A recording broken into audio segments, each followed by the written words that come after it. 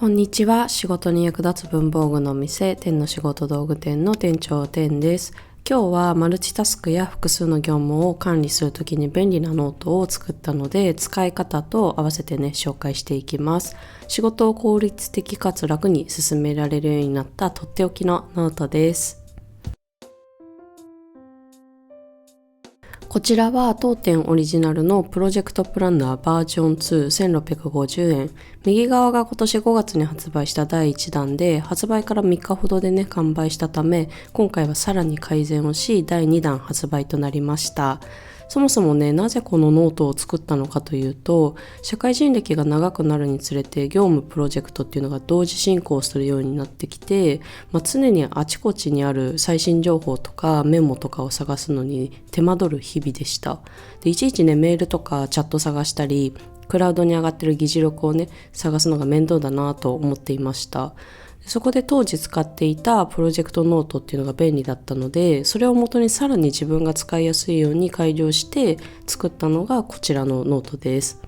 まずはざっくりノートの全体を紹介します。表紙をめくるとタイトルと使用期間を書き込めて、次が目次です。後ほど紹介するメインのページにページ番号を記入できる箇所があって、ページ番号を記入してここに書き込むと目次ができます。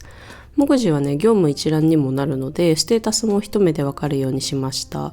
年間スケジュールも12ヶ月分書き込めます。プロジェクトの大まかなスケジュールとか、あとは私は習慣化したいことを書いて、できたら色を塗るハビットトラッカーとしても使っています。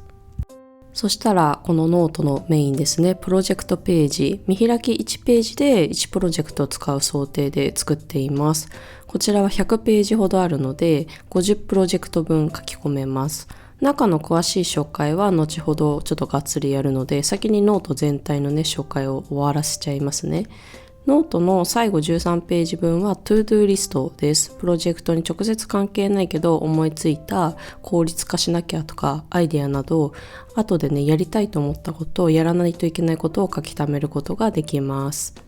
13ページあるので、1ヶ月1ページでも12ヶ月分あります。今回デザインは私の大学の元同期のデザイナーにお願いしました。男女問わず使えて当店っぽさも欲しいっていう無茶ぶり依頼だったんですけど、当店のロゴを大きくあしらった斬新なデザインで応えてくれました。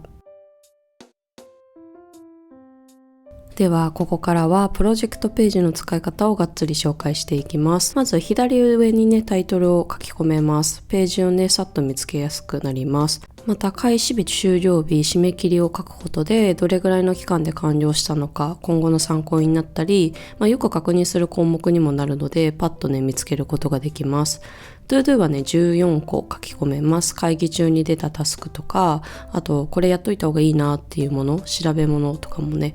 ここに書き込んでおきます。で、タスク管理することはもちろんできるのと、あとまた同じような仕事をすることになった時にどんなことをやる必要があるのかっていうのがここで洗い出しが終わっている状態になっていて参考になります。ノートの大部分はドット方眼になっています。アイデアを書いたり、調べ物を書き込んだり、会議の大事な部分だけを議事メモとしてメモっておくと、わざわざ議事録を確認しなくていいので楽ですよ。で、個人的に使っていて、文字を書くことが多いんですけど、たまに手順を考えたりとか細かい仕組みなどを考えるときは、ドット方眼だとフリーハンドでいい感じに図とかイラストが描けるのですごく気に入っています。で、書き込んだ文字とか線とかが読みやすいように薄めのグレーインクでデザインをしてもらいました。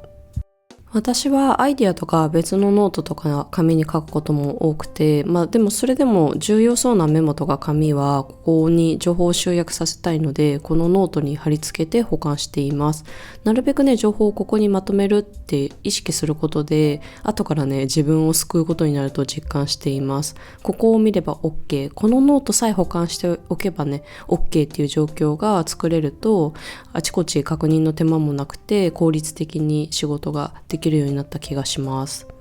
ついでになんですが、この紙を切って貼るときにおすすめの文房具もあるので、ちょっと一緒に紹介しちゃいます。緑からゴミが出ないレターオープナーというもので、折り目に沿ってスーッと滑らすとまっすぐ簡単に切れます。名前の通りね、レターオープナーなんですが、まっすぐ切るときにはね、よく活躍します。刃がカバーに覆われていて安心だし、まっすぐ切れるので、紙を小さく切ってリサイズしたいときに、ぴったりだなと思ってます。で、テープのりは国用のドットライナーホールド。こちらもね、まっすぐのり付けしたいときにすごく便利です。紙を挟んで手前に引くだけ。端っこ一辺にまっすぐのり付けできるし、粘着力もしっかりあります。液体のりのように水分でページがたわむこともないので、扱いやすくてこちらもね、すごく気に入っています。最後に今年2024年5月に発売した第1弾からの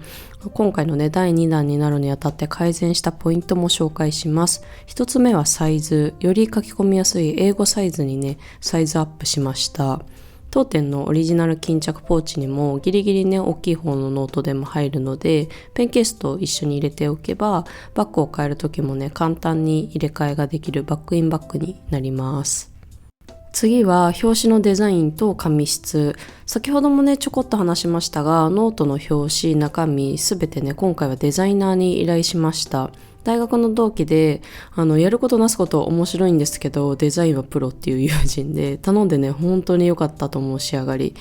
で、次はページ数ですね。前回は100ページでしたが、今回は120ページに。で、紙質もいいものに変更したので厚みがアップしてます。で、メインのプロジェクトページもこんな感じ。前回より書いてる文字がしっかりと読めるようにデザインし直してもらいました。こう見ると全然違いますね。黒一色でも綺麗に文字が読めます。で、あとは最後に To-Do リストを入れたこと。前回はページのギリギリまでプロジェクトページを入れていて、最後の1ページは実質使えない状態でしたが、今回はページ数がね増量して十分プロジェクトページをね確保できたので、あったら便利だなと思っていた To-Do リストっていうのを追加することができました。で、このデザインね、今後メモパッドも作りたいなと、なんとなく考えているので、来年以降かな、ぜひ、お楽しみにお待ちください。あとね、しれっと新キャラの付箋くんが登場しています。